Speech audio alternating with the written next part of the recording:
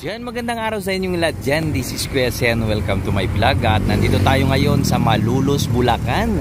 At ating muling i-update itong ginagawa nilang PNR NSCR project dito. At ito na po yung station na kanilang ginagawa. Yan po yung station ng Malolos NSCR. So nakikita natin yung mga equipments dyan, no? At tuloy-tuloy ang kanilang paggawa dyan. At itong bubong ay marami na pong nalagyan ng bubong ito at kakaiba yung bubong nito. Ngayon pa lang po tayo nakakita ng bubong ng NSCR na ganito. Ito po yata yung pinakauna, no? Ayan po.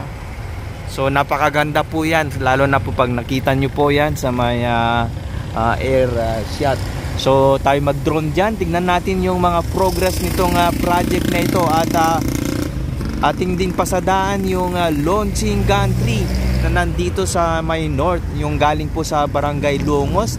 At tingnan natin kung ilang span na lang yung natitira dyan at kung gaano nakalapit itong launching gantry mula doon hanggang dito sa may dugtungan ng viaduct nitong Malolos. So ito naman pong kaliwa natin, ayan naman po yung Malolos flyover at patungo po yan ng Kikinto, Bulacan. Yan.